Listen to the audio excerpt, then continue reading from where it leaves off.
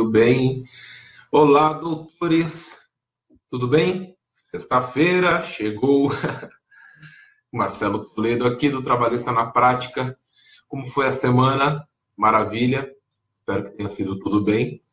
Marquei esse encontro hoje aqui para a gente conversar sobre justa causa. Como reverter ou comprovar a justa causa. Obviamente, ato que deve ser feito em audiência de instrução. Mas ao invés de ficar aqui falando aspectos doutrinários ou ler o artigo 482, fala ali todos os requisitos, todas as tipificações, os atos típicos capazes de caracterizar uma justa causa, vou falar do que realmente funciona, qual é a diferença, o que precisa para você reverter ou comprovar uma justa causa.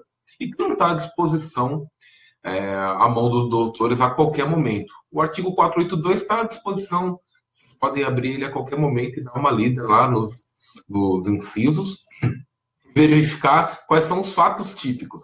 Mas não é isso que vai determinar se você vai obter êxito em reverter ou comprovar a justa causa. E aqui, logo de cara, eu preciso esclarecer com relação a reverter, que eu falei reverter, comprovar, porque na verdade você não vai conseguir reverter uma justa causa. É isso mesmo.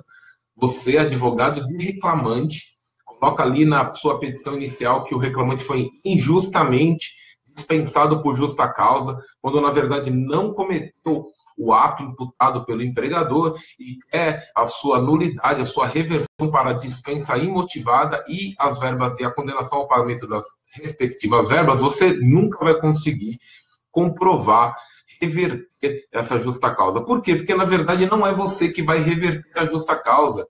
A justa causa, ela é comprovada e quem tem que comprovar é a empresa. Você, como advogado do reclamante, relata os fatos, como eu falei aqui na petição inicial, e aguarda a reclamada em sua defesa, para ver qual é os fatos, se ela vai alegar, se ela vai juntar o comunicado de dispensa, de justa causa, está ali com os fatos que ela imputa ao reclamante, e se ela vai comprovar. É o ônus do empregador. E por que é o ônus do empregador? É a inteligência do ônus probatório trabalhista, porque a empresa está ali, na verdade, apontando um fato impeditivo ao direito do reclamante. O reclamante, na verdade, ele quer que a empresa seja condenada ao pagamento das verbas rescisórias. E ali, naquele momento, a empresa está apontando um fato impeditivo, dizendo que ele não faz jus àquelas verbas rescisórias, pois ele foi dispensado por justa causa.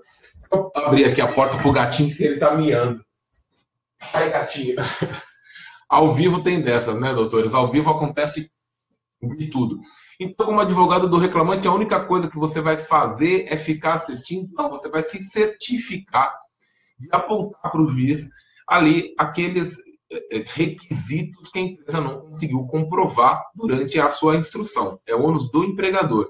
A empresa vai ter que comprovar, primeiro, que o reclamante cometeu o fato que ela alega ter sido motivador da justa causa. Segundo, esse fato é preciso que ele seja um fato típico, ou seja, previsto naquele rol taxativo do artigo 482 da CLT. Segundo requisito é que haja uma proporcionalidade entre a penalidade da justa causa, que é a máxima, tá certo? E com o ato praticado. Por que isso, essa proporcionalidade? Porque o empregado pode cometer faltas durante o contrato, o curso do contrato de trabalho, e simplesmente ele ser passível da aplicação de uma suspensão, de uma advertência. Existem outras penalidades. A penalidade de justa causa é a penalidade máxima. Então é preciso que ela seja proporcional ao ato praticado, ao dano que aquele empregado causou, né? Proporcional ao rompimento do laço de fidúcia e subordinação necessário para a manutenção do vínculo, ou seja, que o reclamante tenha feito algo que de fato seja pinante, que não dê mais para ele trabalhar mais nenhum dia na empresa, não tem mais clima, não há mais confiança, que não obedece às ordens. Né? É impossível manter um contrato de trabalho depois que o reclamante cometeu determinada falta. Esse é o principal, um dos principais aspectos. Mas esses dois aspectos que eu falei, que é a tipicidade, né, a empresa precisa comprovar o fato ser o fato típico, está previsto no rol taxativo do 482. Haja a proporcionalidade na aplicação, aí vem um terceiro aspecto, que é um aspecto um aspecto também, um aspecto objetivo, que é a imediatidade. É preciso que a empresa aplique a penalidade de justa causa com imediatidade. E o que é imediatidade? Imediatamente, o quanto antes. Para que seja justificável a justa causa, como eu disse, aquele ato que o empregado comete que não se sustenta mais a manutenção do contrato. Ele não vai conseguir trabalhar mais nem um dia, mais nem um minuto. Eu não vou deixar para o final do expediente. Depois, no final do expediente, eu vou chamar e vou aplicar a justa causa. Não precisa ser imediato. Torna insustentável a manutenção do contrato. Essa é a justa causa clássica. Desses três aspectos, um deles é subjetivo. O que é isso, subjetivo? É que depende da interpretação do juiz, que é o aspecto da proporcionalidade. Os outros são aspectos mais objetivos. Fato típico, imediatidade, você olha e você consegue dizer se foi imediato ou não, né? Aquilo não se protelou, se postergou durante o tempo, porque você não corre o perdão tácito, né? Iniciar a tipicidade. A proporcionalidade é um aspecto subjetivo. Tem juiz que vai interpretar que determinado ato está resguardado por uma proporcionalidade e vai ter juiz que vai interpretar que não era caso de justa causa.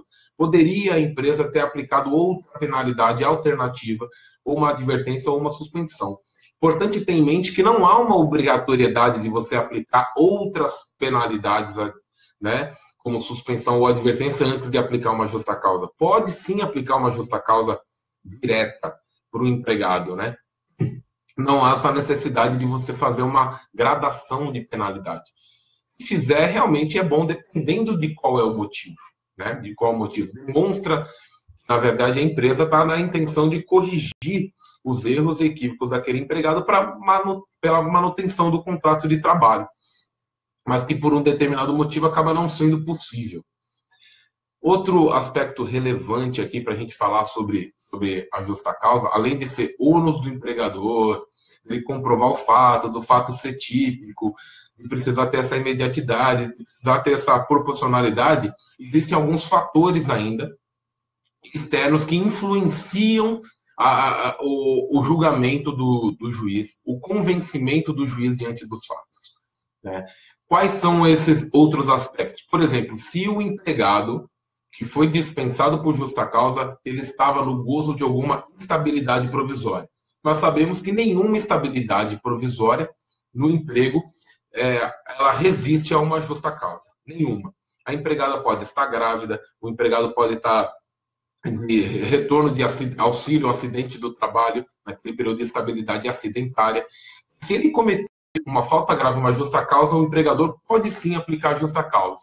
Mas esse aspecto, o fato do empregado estar no gozo de uma estabilidade, isso transforma na cabeça do juiz, mesmo que inconscientemente, eu venho observando isso durante muitos anos, um rigor um pouco mais elevado com relação à comprovação dos fatos. Por quê? Porque tende a parecer que a empresa, para se livrar daquele empregado ou daquela empregada que está no gozo daquela estabilidade, montou, arquitetou uma justa causa, aplicou levianamente uma justa causa, somente para se livrar daquela estabilidade daquele funcionário com aquele período com estabilidade. Então, esse aspecto acaba, sim, sendo levado em consideração pelo juiz no momento que ele vai analisar. Então, ele vai analisar com um pouco mais de rigor.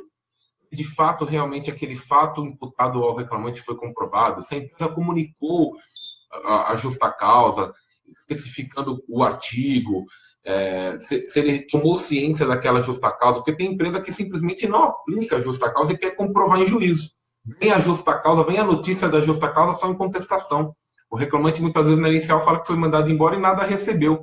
A empresa fala, mas não, ele foi demitido por justa causa por ter feito tal e tal fato, mas não apresenta um comunicado. Não é obrigatório, não é requisito legal de validade da justa causa a empresa comunicar a justa causa, mas é um indício importante, né? Porque ninguém é obrigado a fazer ou deixar de fazer alguma coisa, não em virtude de lei, mas é importante a empresa se resguardar e no comunicado de justa causa colocar, além do enquadramento, não colocar só o artigo, né? Foi dispensado, comunico que nessa data você está dispensado por justa causa por ter cometido ato enquadrado no inciso 3 do artigo 4. Não é assim. especificar o fato, ter cometido tal fato com enquadramento no artigo tal. Então, isso tudo acaba corroborando a justa causa, aliado com os outros requisitos que eu mencionei aqui. Então, esse é um aspecto que, e de outra forma também, outro aspecto que também é levado em consideração pelo juízo quando há rescisão indireta, alegação de rescisão indireta, artigo 483, que é a justa causa do empregador. Aqui o empregado decreta o término do contrato de trabalho por falta grave cometida pelo empregador. Muitos juízes pedem para ver a carteira de trabalho do reclamante. Se o reclamante fala que rescindiu unilateralmente por rescisão indireta do contrato de trabalho, por falta grave cometida pelo empregador, num dia e no dia seguinte ele já tem a carteira de trabalho com outro contrato assinado, acaba, de certa forma, o juiz também analisando com maior rigor essa rescisão indireta. Pois vai parecer para o juiz que, na verdade, o reclamante quis terminar o contrato de trabalho naquela data, não pelo cometimento de uma falta grave do empregador, mas sim para começar um novo trabalho. Tá? Então, esses aspectos externos acabam sim levando em consideração para o juiz no momento da decisão de formar o seu convencimento. Então, são esses os aspectos que fazem a diferença, independente de qual é a tipificação da justa causa. Então, além de comprovar o fato, é preciso estar atento aos outros requisitos que envolvem a justa causa. Legal, doutores? Bom, é isso que eu tinha para conversar com vocês hoje. Semana que vem eu vou trazer mais um vídeo, mais uma live, mais um conteúdo bacana para a gente conversar. Se você gostou, deixe aí os seus comentários. Se você gostou, coloca um 10 aí no comentário, legal. E compartilhe com seus amigos, que eu vou estar sempre aqui com vocês, trazendo um conteúdo bacana para a gente conversar. Beleza, doutores? Aproveitem o final de semana, bom descanso e até mais. Valeu!